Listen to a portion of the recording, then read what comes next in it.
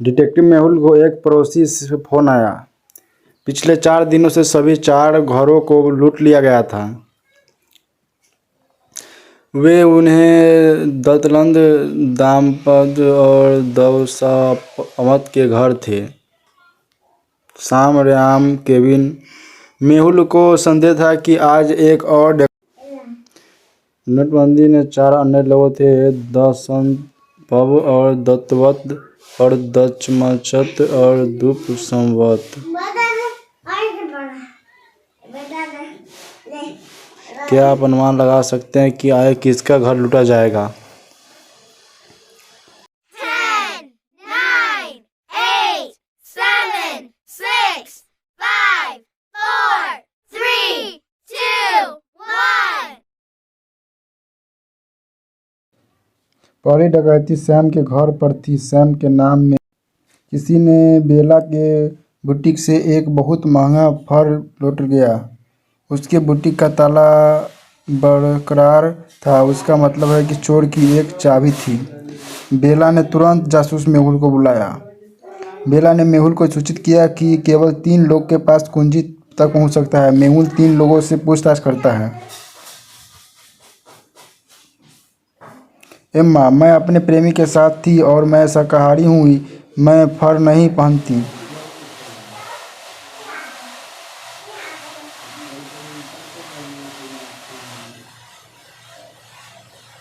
Olivia, मैं 20 साल से बेला के बुटीक में काम कर रहा हूँ। मैं उससे कभी चोरी नहीं करूँगा। मिया, मैं शायद ही कभी बुटीक में जाता हूँ। मुझे फर से एलर्जी है।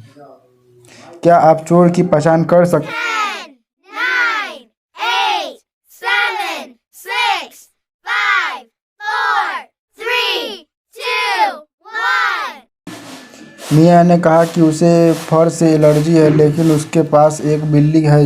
वह झूठ बोल रही है। उसने फर कोट चुरा लिया।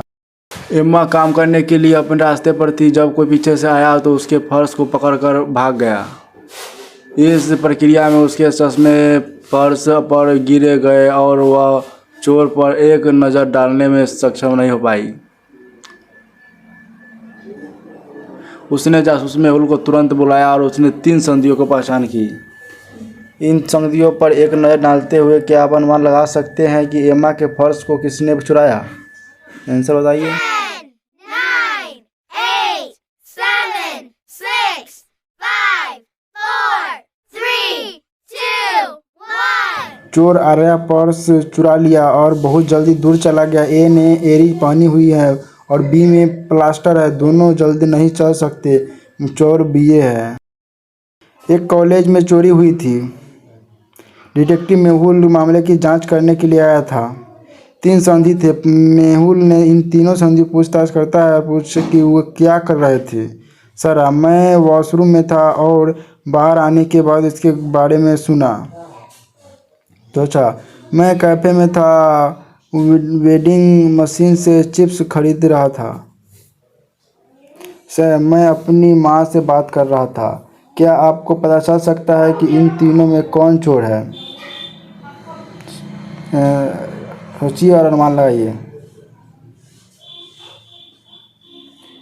रियान झूठ बोल रही है कि वेंडिंग मशीन में कोई चिप्स पैकेज नहीं है। यह सिर्फ एक कोल्ड ड्रिंक मशीन है।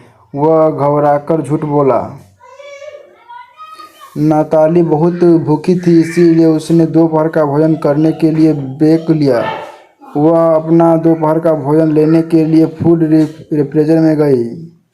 जब उसने फूड रेफ्रिजरेटर देखा तो वह हैरान थी। उसके एक सहयोगी ने उसका दोपहर का भोजन चुरा लिया। वह यह देखने के लिए डेस्क पर वापस आया जाती है कि वह किसने किया। क्या आप उसके कार्यकाल को देख सकते हैं और अनुमान लगा सकते हैं कि नाताली का दोपहर का भोजन किसने चुरा लिया? तो बताइए आप लोग। 9, 8, 7, इस चित्र को देख के बताइए। 5, 4, 3, 2, 1। इसका कौ वर्तमान में खा रहा है। एक कॉल में व्यस्त है और वह बहुत सारी कॉफ़ी है। वह ने बाहर से कुछ ऑर्डर किया है कह के एक ही बच्चा है और पहले ही अपना दोपहर का भोजन समाप्त कर चुका है।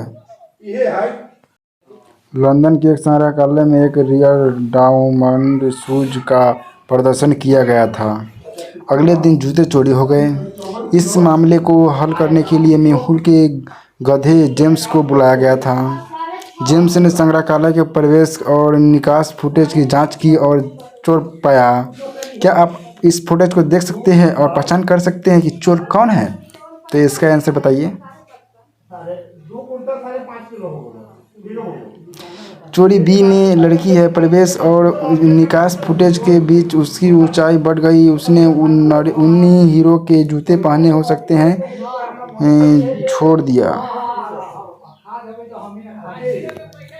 डॉल्फिन की एक सुंदर प्रतिमा को रोम के एक बगीचे में एक फव्वारे के ऊपर रखा गया था।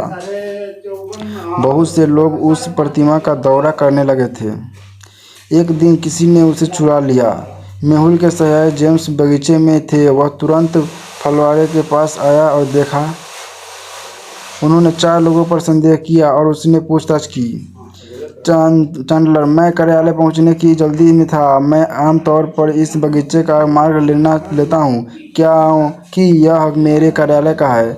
टचरयान, मैं जॉगिंग के लिए आया हूं। मुझे प्रतिमा के बारे में कुछ भी नहीं पता चला। पवन, मैं अपने कुत्ते के साथ बगीचे में खेल रहा था। मैंने प्रतिमा का कोई नामो निशान नहीं देखा। रिचर्ड, मैं प्रतिमा चुराने के लिए बहुत बूढ़ा हूँ। मैं उसे कैसे चुरा सकता हूँ? कबीर, मैं अपनी प्रेमिका का इंतजार कर रहा हूँ। मुझे कुछ भी नहीं इसके बारे में पता। संधियों को और उनके बयानों को देखते हुए क्या आप अनुमान लगा सकते हैं कि किसने प्रतिमा का चोरी किया है?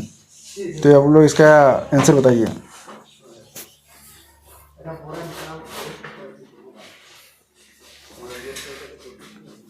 डॉल्फिन चोरी करने के लिए आपको फव्वारे के अंदर प्रवेश करने की आवश्यकता होगी, जिसका अर्थ है कि आपके पतलून गीले हो जाएंगे। केवल कबीर के पतलून गीले हैं, जिसका अर्थ है कि वह फव्वारे के अंदर प्रवेश किया था।